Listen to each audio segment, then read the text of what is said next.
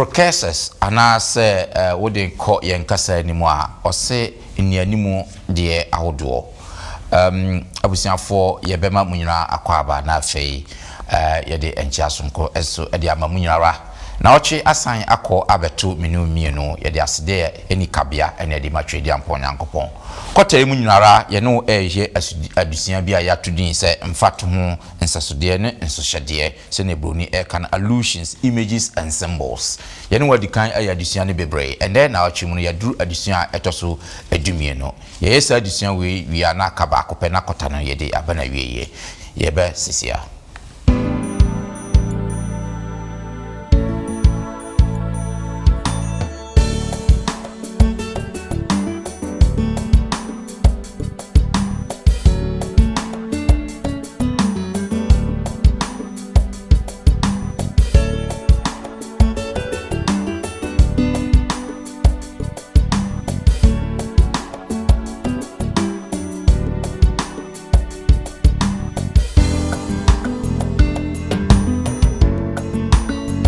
Yeah, memenda for that. This is our approach, historicist approach in prophecy interpretation. Yes.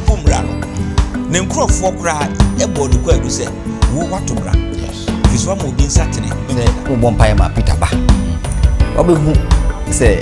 Peter Nijawa. Ofani Jensiano. Yamfia Huntuno, Yansumno, a drew near more dimba, Sanya Microna Veggie. Na eno no ye German for a din na edasa ahinia na eda UK has so omande share abusiafo ye besan amamunyina akwaba na afi ya da masese de biara nso mafidie eda London Ghana memenda akwanfo Sabbath school na afi chosemu empensempensemu adusia ye de brewi adusia etoso adumienu kwata munyinara ye ne we adusia mako 13 and then the 12th lesson ye pese ye no ye we na kaba akopɛ na afi kwata no ye de abana wie so hwe adusia nani mu asema atifiasam na ose processes anase enianimu die awodo ye behwe adusua kuni nipa wa se na ansana no ma yenkutie enyom emfri redemic ho embrasisia.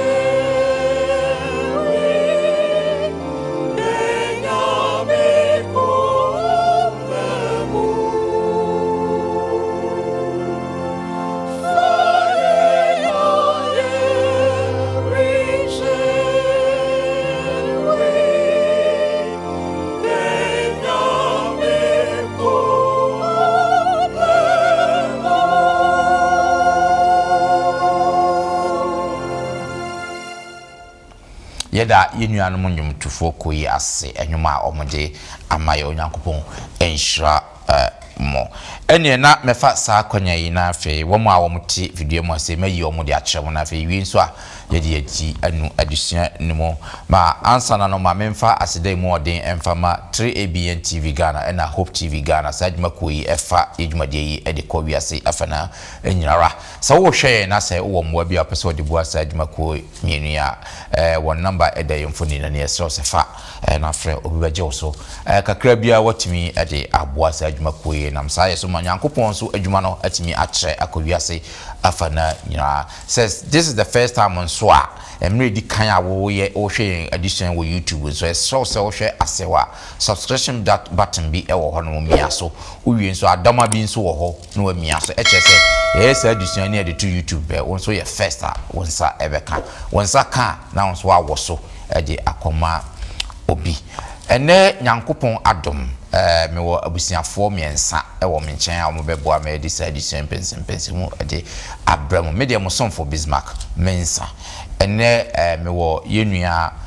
Foster Twum eka ye ho owase Foster ye mo akwaba enua masa good that's say ne frɛ won so watimi aba me kɔ manimu a Openi Samuel ababi nso ena eto no Openi Samuel ye mo akwaba yeah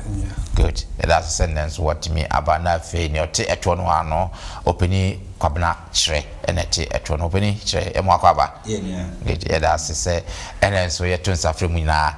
mwatimi aba ende na ye bekata ye ni na mama same abompaye amaye afono umaye mompaye ene eja wosro adin na asutumfo umaye de was se odi ahia mu bio ebra so se ye ne umai ye ni yenuanom ye ni adofo no nyina ye ba beche wasem una wasem ye sro se yusiye nania wo maye no yentimi fama afoforo akawadunti amen amen good in fact adusua no drum pompon so ya na ayede pa ye no kwasem say adusua no yede pa the whole of this quarter adusua yesua nyina no kwasem say na adusua emu odepa ye. In fact we share last week the senior lesson 11 no so na ye roof and afi Esther ho asem ya hwe se na roof ene Esther so sa mayoa mienu yi se na omo so mabasem no emma yete nkomhye ase yehu se na roof ebepie free Moab asase so ebepie Israel na enam ne ye bi a obeyeye eno nso eboaye ma yete nkomhye ase de na Yesu Kristo eba abeya amaye no na edadi ewo ono na brabum sa na Esther nso bra mu kopie one ne ofa Mordecai ekopie Medo-Persia na otake se ba o so na ehwe okwan Onyankopon miraculously oyi ne ma efri sa otai eyimo na otwi mu no ye toa so enede no eye adusua to so du mienu na ohwa o se ni animu die ahodo se bibi besi a ya na niema bi sta sisi ewo animu ema e kire se ni esi kire se daache we na ba besi anase ni esi ne point a kire se daache ni ba be esini eno na yabusiafo ye pese ye hwe maboafo no aye krado enti ye be hwe Bible stories anase abasem mienu bi ewo trosemu baako ejina Shadrach, Mizak, Abednego, Abraham kopie nkwaso wo Babylon. Na fi wura yakuri aba behwe early Christians, a Christopher no mu di kan no so no. Omabasam no, ota eba omo so no.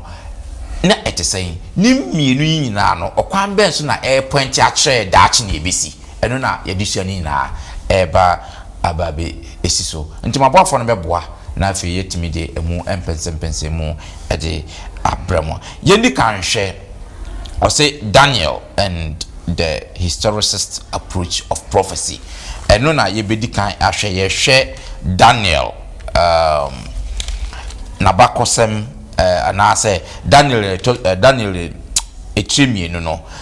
nabakosem kwan so a ekire mayenya nkomhye asekire anase emayete nkomhye aseye.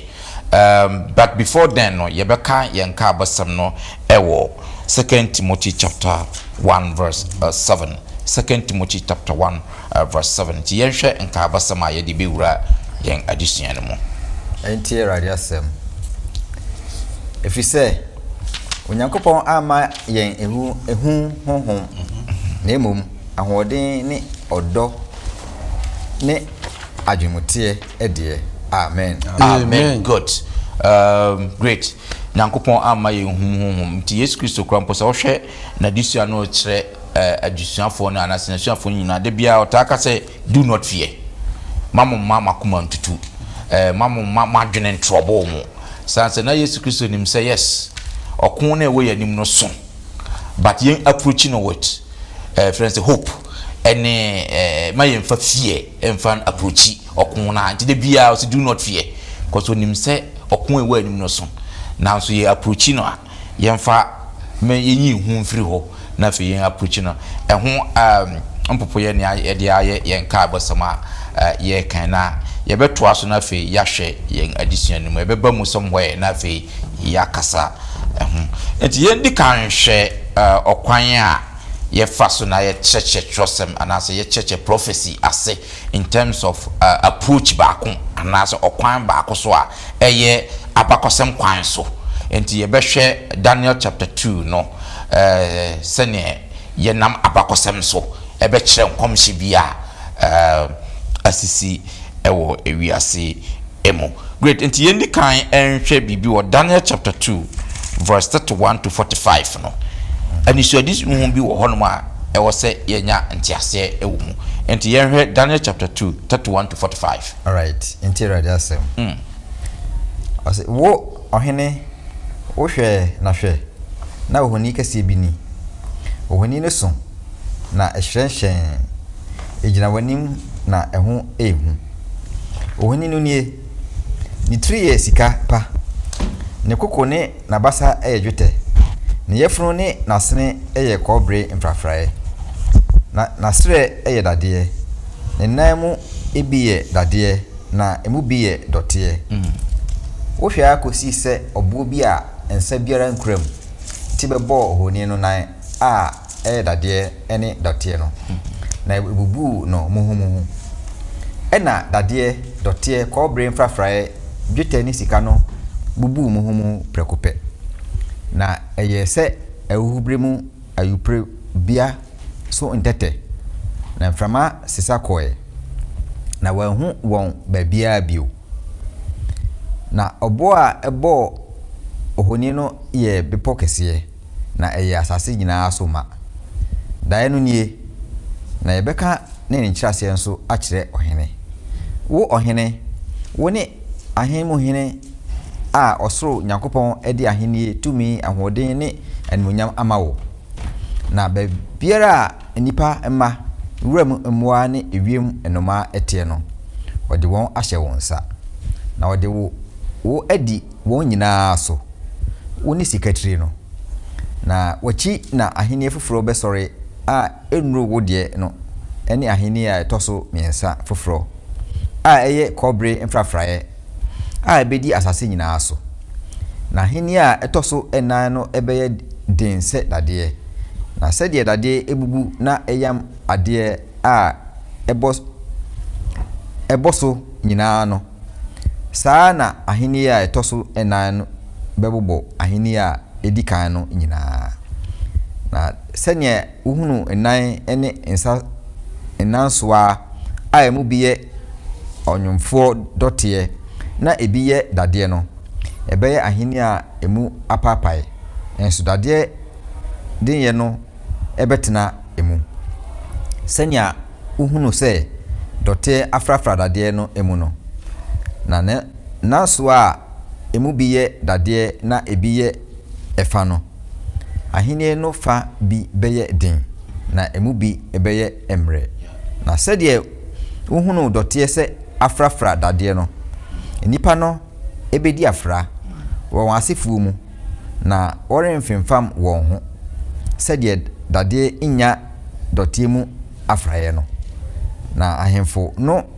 enanu mu na ɔsoro Nyankopɔn ɛbɛma ahenie a ɔrensɛ no da na onya na ahenie emma ɔman foforo ebi no bi so na ebebubu ahenie ahodoɔ no nyinaa ama no asa na ɛno deɛ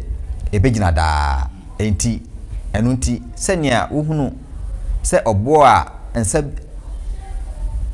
anka tifiri bepɔ so no nsa anka tifiri bepɔ so no na ebebubu dadeɛ kɔbre mfrafrae ɛfa dwetɛ ne sika no muhumu no saa na Onyankopɔn kɛseɛ no akyerɛ ɔhene ne daakye ɛbɛba na daeɛ no ewom na ne nkyerɛseɛ ɛyɛ no korɛ amen good Edda my member also there are so many ways yefa so eche prophecy sase one of the ways historicist and as a historical approach abakosem well yenhwe Daniel to ohuni mfoni yemfa hwe this approach ehun mfoni te say de if you say hwese onyame makwa kodi enkwasumu ya befa omu no mum de omukọ that is the beginning ana onyame pese wo mu hu se mo nhyiase na ha na be fraba ena nse mo antie mi nti mo akonkwasumu eni nti na test no didi ka ma ye no se onyankopon wa ma ye suro honhom emu wa ma ye tumi wa ma ye wodo any sound mind se yemfa twire onu onyame asem na mpendudu a ye de twire onyame asem no de Daniel ohini hu ya na abonu hu no Daniel hu ya abonu hu adentira fizo twire nyame enu nyame so ebe kire no won say Amos 3:7 as say onyankopon nyene bibi giso Daniel hu adi e de kire ne de na hotefo edi Daniel no nyame yi sa de mani nyina de kire no enu ka chen say this is the situation ebeba ohini wasodaye uye gold wote ye no eno ano no eni me ye honi a etise sika na me de asi ho na afei me de akire bi tumi ne me kese ye edebe ne sie Daniel twas was ohinfo ahinfo fo beba ense onya kan sa pen ense ohin na fe me am yego sika pai durability me ense metenase edebe na eba beto me ne ya sa ka ense foforo be saba afi na ayemhyehe eba na aha ena test no didi kama ye no sesi esuro so nyame ma ye chie kosi dien na se ye ayakaya de kosi dien emra ye wawrehemu ni ye woni daso onyame mu no wo se awie bre no enkunim die beye dia onyame ma bedi nkunim nti nyame da sa ne me ye de kire Daniel se de beye awie bre no se ye koka Daniel die ya eniema etu esisi ne no ye de betoto Daniel die no ho ne ate asia se emre bi nyame makọ nso hwese mu wo mukọ ahokire se mu wo mukọ atetie se mu ne nso onyame nam ne kwanso ebeji wo mufiri mu eno ne nsaketoa no a osi ebo ketoa ne nsankura mu ohane amane huni nyina eba no onyame da ne ho adi edina hini ebesi asase so enti yesu ne no Daniel pese o kire se ye bekọ ahokire mu sabre ye wo obonsam asase so ye bekọ ahokire mu ye bekumbi ye betwa biti ye nafi asenso ye wo fi ase ena Daniel ka kire se ma ye nsuro ye nyi onyame ni ye nya odoma no na se de esi Daniel penso no ana Nebukadnezar anu ye ohimpo ohinkese ne niema nyina ewu ye no wo se saa na ebesie ye nso nkunimdie nyame be mankunimdie aye dia enti Daniel 2 no wo ka abakosem a esi ede ahye ye nkuran enemre mu se bi nsuro se si Daniel penso a nyame so rigina ma ne ma yesu ye penso ye tie ye konkwaso mu ye de ye koto afiase ye twa ye mene ye me ntwa de nya hwia o me nsuro fi se Daniel ehun se from Sikako no edwiri ya be ye letie na nyame ahinwa no na himpon no kuro no be si ho a ebe ye kese ma ntimo me nsuro nti wo say his history no ebe repeat itself nanso me nsuro onyame kan ye ho so abusiafo yegusua ye hwe prophecies ni animu eniama ahodo se bibi besia eya na bibi esi ansana ye hu se bibi eba besi ye memenda akwanhefo de this is our approach, historicist approach in prophecy interpretation. Nipa ahodo bebre wo kwan omofa so mo che prophecy ye de apart from say ye be ko kyerosemu ne de niam atoto ho no ye sa hwe abakosem approach no baakuni abakosem baako a eda ho a kyerosem atro historians bebre a record ato no ye fe no nso ne de ahwe say okay yesise ni sese ne besisi ampa esisi saa na sesisi saa dia na kyerese se ne atwam ne sisi saa dia ende na de ewo yanim no ebesi saa na ye de kyere ye nkom hyase enti ye frɛ bibi historicist approach enu bi ni Daniel hyenkom fiti ebiase enyina ne ebeba besi kopem na wieye enti ohuni se ne ye di kan aka no ohuni no ne ejina wo esoro no ejina ho ma Nebukadnezar na efiri honomo obehu Medo-Persia obekire mu ma eba Greece eba Rome kopem se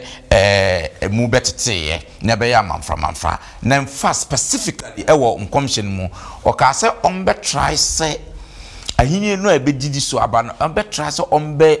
ware omohu sene be ya nkabomu beba ampa yenim sane abakosem ekyerese oye history kakra na hwe British history na hwe German history kakra na hwe European history entirely obenhu say during those days no say prince we are na wa ware German or no so princess sane be ya nkabom betimi in fact and there ye no ka say ye frɛ okɔ Buckingham Palace na say baby ahemfo no tia ye frɛ Windsor. So what I say, Windsor na originally nenye omudi. In fact, na edian na edaso German nima na edaso si Sazo Kobak Gotha. Na eno no ye German for edin na edasa ahini na eda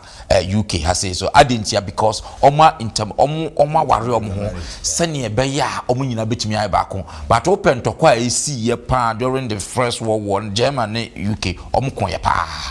omo ye ya antimi amfranti. Daniel was specific of some of these things that yehu eno na ye memenda akwanhefo no ye kohwe ni nyina ne aka abom ya hwe history dia ba nyina na se asisi ana ampa asisi dia ene na de wo yanim daache no basis ene historical and as a historicist approach aye de hwe ye nkomcheti ye hu se Daniel no bibia ba mu we se bibia ba mu we dia ene na de anya mba mu no eno se be dey ebebam good enti yan to asoe na fe yen hwe ne ewo yanim ewo hase o say worshiping the image and as a wosum ohuni no yen hwe in the Daniel na mu no Daniel chapter 3 in fact kind chapter 3 no kind 1 5 12 17 na 18 first on nyamra kan Daniel chapter 3 ni na hwe asama ye ka for the sake of time nti yi mu se ne be ya ye betimi ahu ne tofa bono na yetimi akoyanim enti yen ko Daniel chapter 3 1 5 12 17 na 18 yen hwe nsama ye wo ho no enti onyame asem ohene Nabukadnezar ye sika ohoni ne tentin ye basafa aduasa na ne tetrete ye basafa miensa odisi dura asasita suwo babe asasiso afi enum no ose ebre a mobeti aben odruja sankuo sambuka sankuo benta atenteben ni nsankuo ahodo nyina jeji no monhwe fem nsori sika honi a ohene Nabukadnezar de asi hono afi verse 12 verse 12 no verse 12 no so say ohene Judafo bi wo ho a wode won asisi Babel asase mu nsem no ahwefo Sadrak Misak ne Abednego marima yi mu wo sum won anyame na won sori sika honi a wodi asi hono afi mumienhwe verse 16 verse 17 no na 18 no ase hwe ye nyankopon a yesum no betumi ayiyen afri oja mfranan from no na obaji yen afri wo ohene nsem na se amasa mpo a ohene hunu se yerinsum wanyame na yerinsori sika honi a odi asi hono amen good enti sane yadi kan aka na yehwe imagery na anase daye a ohene so ya da na chire ni mu no o se echire no na eye gold na gold no ejina homa Nabukadnezar na hinie powerful one enti ema Nabukadnezar woto aso ase na yaka no okoye ohuni tententen ani nyina no good ma mindi kan show before you be Shadrach Meshach Abednego so almost worship sad and the significance of Nabukadnezar okwakoye ohuni ani nyina ye gold no nanti ase be no pese nyana se na yente ehon mase well and that's it I won't say interpretation than interpretation to ohuni no oka say o ohene na ye good na ahini no esosin ahini nyina that the implication and oka say wo odi wiase emua nuane everything under your control so what I say and to say but forgetting say oka say wachi no ahini foforoba and I'm saying refie nti hu say wo no also say ahini nyina no that was why Nabukadnezar a good say or no and a bibia no or so bibia if you ask him now no na oye a minerals so good no a sombo that was the why that was the reason why oye good esi ho na forgetting say also die no o abosomfo ne whatever depending on them no obi na otimi say that nase work no Daniel che that nase no afede hu say Daniel nyankopon no eso yet one fan want to so what I say one fan want to so and now go ahead say you did to me asha won senti no say we ase bibia ya odi enti no and as a show sentino ope say o chiri obi ase o sisi no bia empo Nyankopon kra wo mu no eno nti ona oye hu ni say yenkoto no na ahomaso ene niema ihu obonsem no sabi pepepe ni hu na Nebuchadnezzar na fortunately for him no Nyankopon wode ne ko rem e bae no osakrai good na ohoni no mu no ana Daniel enuanom no Shadrach Meshach Abednego omutimi gina say yenkoto sa Nebuchadnezzar ehoni no isan say nyame bi esosen ye ono sa nyame na o ma Daniel sheda ye na se no ososen wo Nebuchadnezzar enuti Shadrach 3 boys etimi gina ye naka it was so easy say oh ase o kotokra alezi ayikra so obi ehu your in your mind no enye ono kra na akoto no but we lazy mpaboa for them to know say wakoto yes say na ene ekoma yen sa na ekoso ni man kitikiti bi ekoso maye ene bi e share nso a ma ye bow to ene bi a ite Onyankopon emu bebre no ye lusu ye juma ye lusu ye nema important ya be boyen ya stream na so Onyankopon ti no ye lusu that is the fate I need esese ye nya nema ekoso nyina no obi be ware na so obeye nema senfata ansa na otimi aware that's right aware mu ukuno tukwan oyere tukwan anase nema obi eja asiho the small thing you can't discipline yourself. Okay. So what I say, adikiti we uba kuwia. So, sapepepe na ekoso. Onyankopon aboayen ama ye nima say ono any the ultimate e say so no. Okay. Ono any bibia say de ho tuno so. De tuno so a e be boayen asen senia e be bow to any image, any object, anything that God created. All right. Okay. Great. Me da say pa na yen hwe no on a more practical ways that I'm not na we don't know arrogance na enyese omumuadia because you are penny say ye bibia say also we yesu tie na we at a point in time yen draw line no and na enyese we nyese omumuadia because it was say at the same time and so ye didn't need ema nipa ye wo nti hefa ne draw line no because and the one hwe ya e be ka say omumuadia ono de ye kase mpinifo kra won kase dasu gina ho omuade when do we draw the line be say no we no enye so omuade asem menkoto menye na ye nkase omuade ana say bibisa me ba mu kakra no say de mpinifo na say trosem kan o si eti Onyankopon mum esen onipa ebetima ba say me papa mawofo na edi me ba wiase na so wo no ho na de wo mo bae wo achini nso ho na de wo mo bae e kire se omu efri baabi na be obi na create ye nyina na sa nipa na ye superior than anybody. That's right. Na sa nipa no so na wo ne commander or the amaya ye nyina e de tia asase so enti imagine say ma wofo ka kire me say chare aho kira bo aho kom adie enti mesuma mo wako aha mo wako wia bibi aba me adi na yetime anya hodin na akra no nso ka say even me back to akra aka bia kire me da say da ye koya since come do wagina to go no na request say obenu nso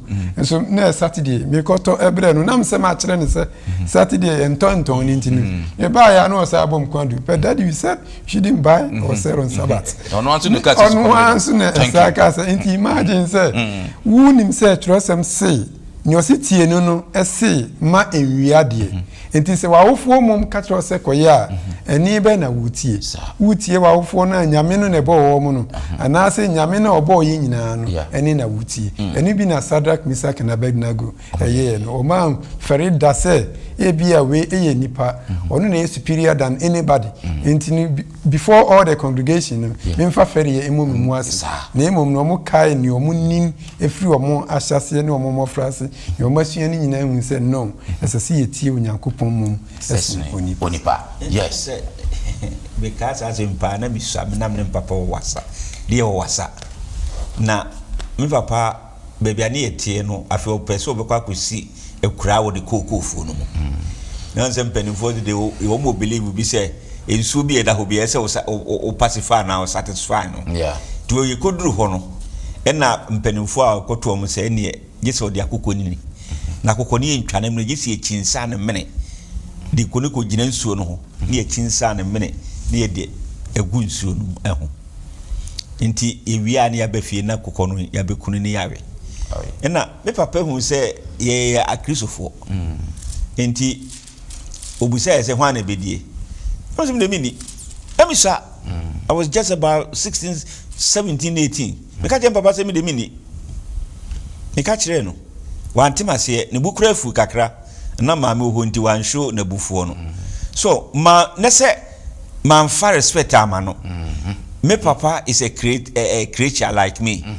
it is a metie onyame asem che me papa e kire me papa te ase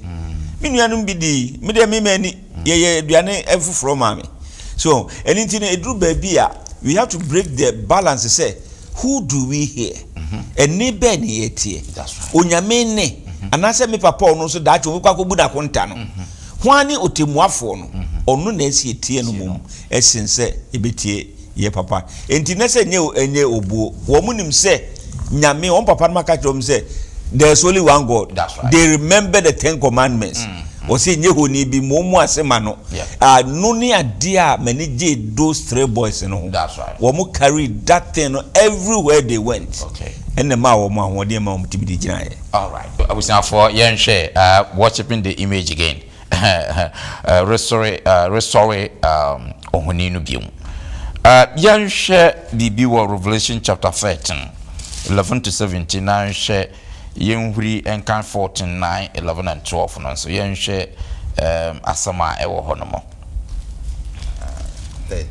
yeah 13 11 to 17 share ade ho enti onyankopon asem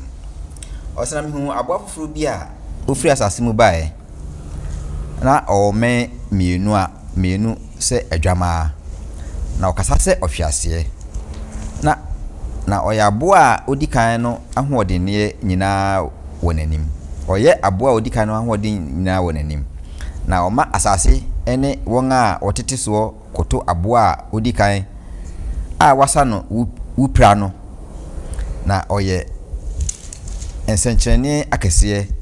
na ɔma ogya empofiri ɔsoroba asase so nipanim na ensenkyerene a ɔde ma no sɛ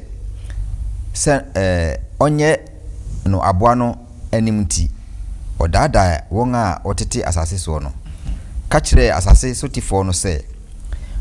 wonye ohoni ema aboa enkrante epra no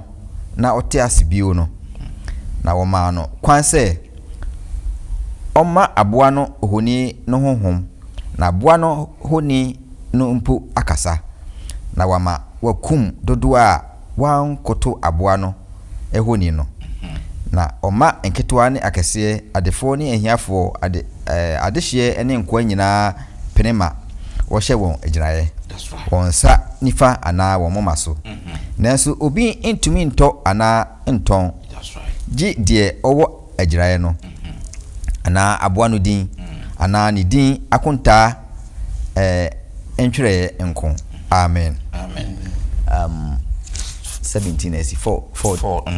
Revelation chapter 14 9 11 and after 12 9 no say na obofo fufura oto so miensa edi wanchi de ne kase atiamu se yes so obi kuto aboa no ne honi no na oje agira de sini moma ana ne nsaso a ono a na obenom nyankopon abufuo nsa a wahwie no gyegyene agu na abufuo kruwa no mu ebi na waye no ayayade ojane sofimu abofo konkron ni adwama no enim 12 no aha na ahotifo bo aseto that's right won a okura nyankopon ahyede ne Yesu Kristo gidie mu amen amen great yan share o share revelation tonation in language wa say na na ukokan Shadrach Meshach Abednego nzo a utimu se omunne ya ka asem kro enti no same edi mfoni na revelation etwa kire ye wo de Yesu yi ho minya Bismarck me da sepa Yeah, the say adusiano the whole of the quarter no or the gina was say mfato ho nsesodie na nsuhyedie. Yes. Enti nia Daniel edi kai e kan ho asem no ai siye no aye nyina ya kai ya hu ni enim se esi Daniel mu epenso Shadrach, Meshach and Abednego ni to wo mu no. Se wo ba Revelation a ejina ho ma awie ebrei mu nso a wode ehokro no anso abeye mfato ho nso maye se the cotton the whole of cotton kano enti se nia kan se wose ohun se obi efri aboa foforo bi efri asase simu bai enti se de kan historically no enim se ebre bi etwa ebaye a sa aboa na odi kai praye no yesi ni mu pra no ekuro no ewi na esa wasa enyane wanse asa regaining the another strength and yedi power ebema no na sa power ebema no na politically no ya na yehuni se odi tutu se de trosem ne nkomhye ne adisem ekane nyina na eba ebesisu awieye bremu se ebre bi ba beba wose sa aboa na enye sa aboa na yehunu bete ye nipa ana tumi ma obi enti wodi ni tumi ma obi no no ka opese obi nka bi se de na buka na eza ka opese obi a nka bi ni enti no onu nse onu a ne onu a enti sa ohene no anase ni adi tumi be ma no no onu so wo tumi se o kan ko obi nka bi enti sa na te de a ni amese mu nsum ni meme esan ni me gina ye ni enti se wo pese awieye bremu no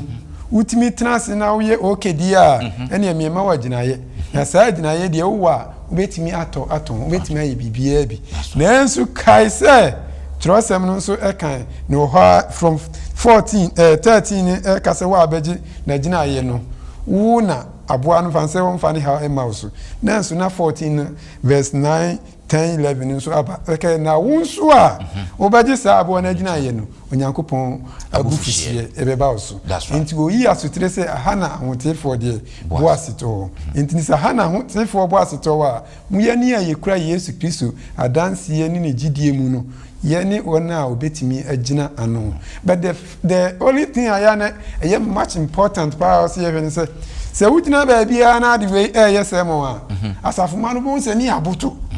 but the main party here ni say yehu na yebeye ba kono ni ya forget eno yes na ni okun na nye ye kun no eno na ni ye hwe na wo betimi agina ni mu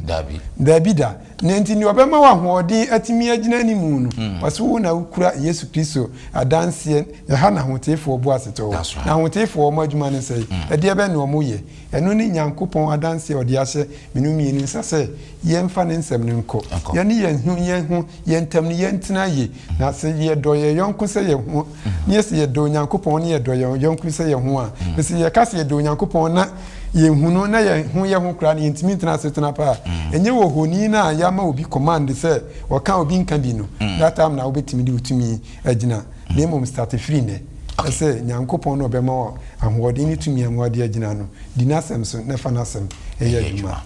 medase same waya de passe wabo addition sa mai moma yento aso na fe yenko ye na fe yenhwe ota a asafo edikan no nso ehia ye jump to the early church persecution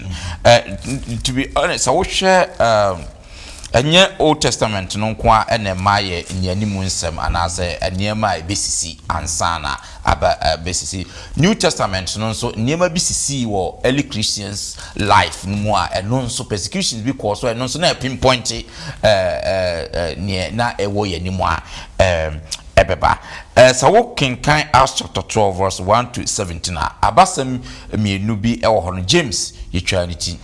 on the same issue no the Peter so kotu mu ananka ya sentencing to death but Nyankopon in a miraculous way no eyi Peter efri afiase eba na yenhwe sa nema ye si wo Acts chapter 12 1 to 17 die na gina wo e die be na e kire yen efa awiye mbre enimu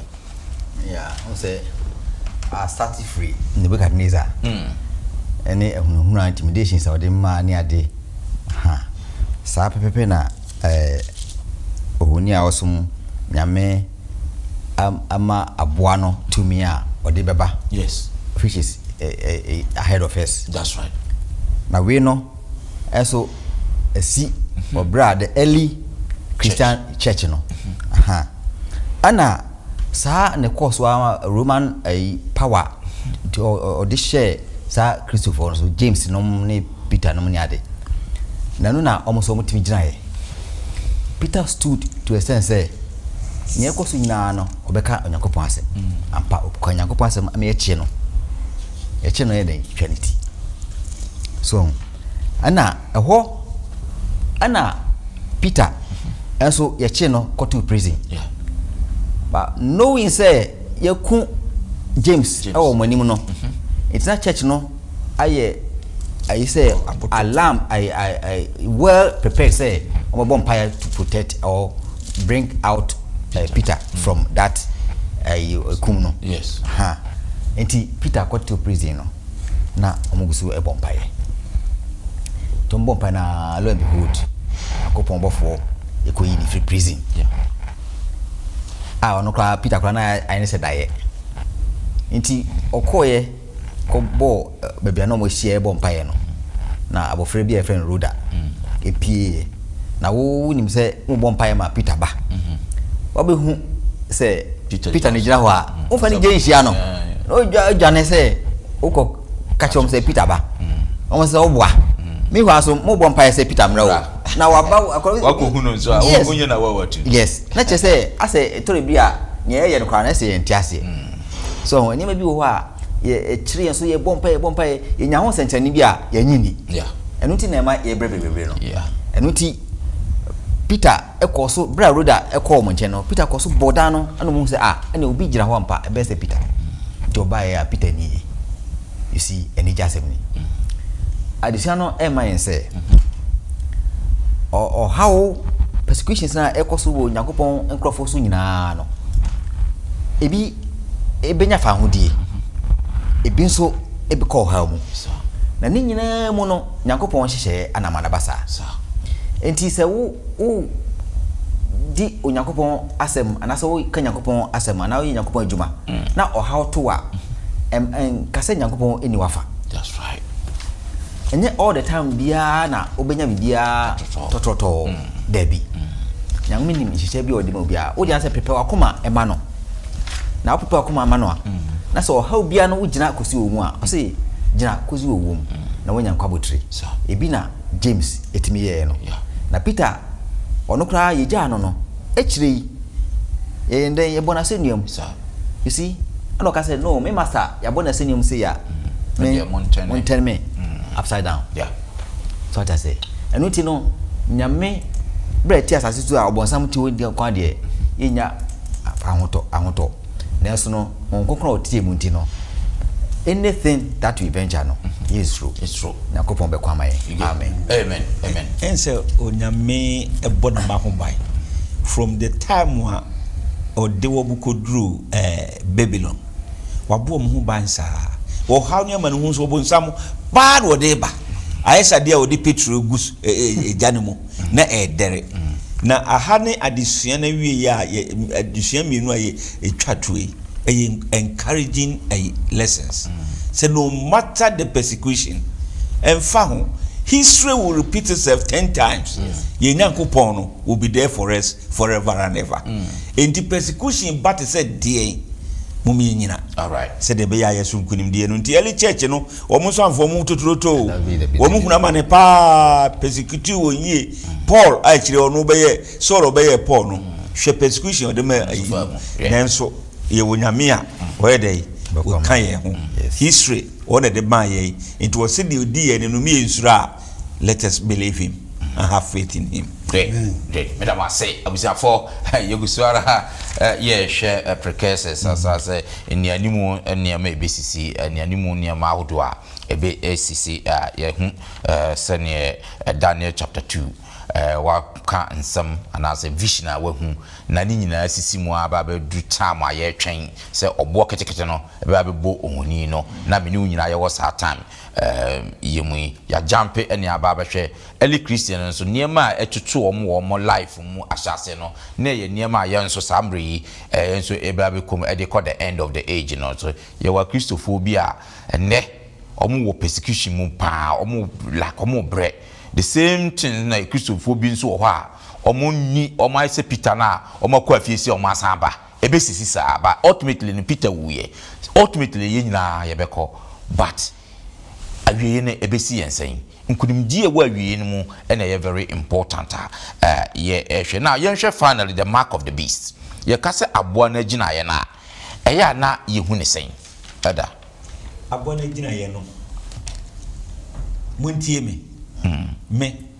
so me ye nyame yeah me ye beast enso me ye nyame monson me on say ye hwe Nebuchadnezzar enkrofo no a odo honi ne si ho ma won that was their mark of the beast yeah o hwe de yesua no enure ya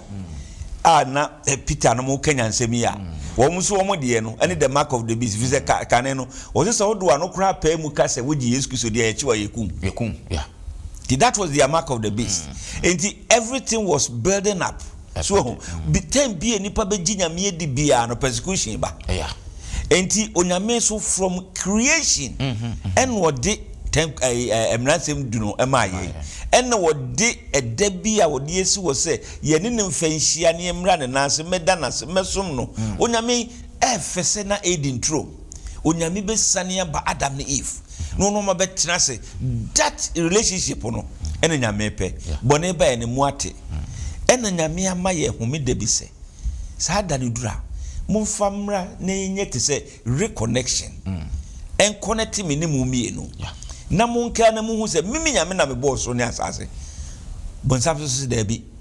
no so de ne da foforo aba enye da ba akumpo wodi fiada eye nkrabofo de aba enu asade kosiada eye no so ye Christopher dia enu de nyame de na hye mfimfi eninti wo se yensom no saada no na yansom no saada no a ene na chese yo how persecution beba na mom yenhwe so obi si ewo Yesu Kristo penso ana Yesu kro ano a wode na de mra no maye wo edin trom no a wo sade maye wo sana beposo no wono kra no wode mra no maye na wonim se de sikipo mra no ne nkrofo kra ebo ne kwadu se wo wato mra fiswa mo obi nsatene memenda wakoso obi yare ewo supo no ho memenda edi ebedai yebeku na the funny thing is say ade enwa ne say emra Yesu no ankrofo ese wasa yare homede ebeku no na obonsam ma no so say mo so mo ato meso because yara meso medai mekumo ntia Christopher we are targeted by our own Christian brothers. That's right. And obonsam so nkrofo so yedai e target ye fi say ye ni obonsam de kosiara no so a okuye ene ye kodu na media no so ne ya Yesu a ye nkrofo so ye afi de mo kire ene yetimi hu ene ezi for de mo de memenda no nko na mo de asimu ani so enti wo se the mark of the beast no meyintie aboa no eni ohoni no eniema a wo mo de ba no na mum yen stand firm ni wonyame emransem du no de aman a homeda no ena kire wonyame a wo bo osoro ne asase the territory baby wodi hini na yinyina no se disa wonyame na kira no kure ni die mu a wo se persecution will arise imam what crackers mbi say ense enam say yentimi ni niema no so yenti no that's why the persecution hasn't started yet. Yes, that's yetimi live good Christian lives persecution will start very soon. Nenso me yensuru fi say Yesu no kura na wode mra na baaye no wo mo se wato nko mo kina akono nipa a wo no ba bagie no ne ye plan se be kono fi say ne homede wode maaye no ya great yeah da as tifo na kakra bi a me de so se head is na ni animu no se de ni animu di ahoro very important say wo ye bibi no obi aye bi pen ntina ha se wo ko university na wo ye bibi a wo ye research BIS bibi a wo ko to bia no mun say you are not the first person to quote it nti obi aka nti make a reference to it nti no nia asisi dada ni nyinaa no aye reference amaye nti yen kan hu se Shadrach, Meshach and Abednego etimi gyina ya anye one day pe ana omutimi di egyina ye ana oman susu da se babi omo no hene no ba be hye emra bi sei but ne ana omnim ane se yenim nyame bi yemfe ye ho nto no so yensum no edru nwe mu odin ba sa nyame kro na abagie so anye ye kra na ye besom no sa na eto aso sa ma dusia ye hu se ye yenso ye bre no ye be face the same challenges ni bi enti yenso ye fantu ye tinim se yenso ye wo nyame bi ne ye beba biara no ye nyame na ye som no enye hu ni ne obi beka na ye beti onyankopon mum sense ye beti onipa. How can they believe in nyame a wa mama kwankwaso mu? How can they trust him at that trying time? O sa disuya na de pa o kwala nke 16 17 ya so mo ko enkwaso mu ye punish mu enso mo se nyame o ma ye de ye ko ye no ye besom no yeah Foster finally that o explaining no o say I revision o say o ma aboa no to me am I a tifon and your phone just say aboa no gina o ma nipa to bonsam and be ma onipa bi to me na o de o hye ato nyankopon krofo so na ya som no esum bia o de ba no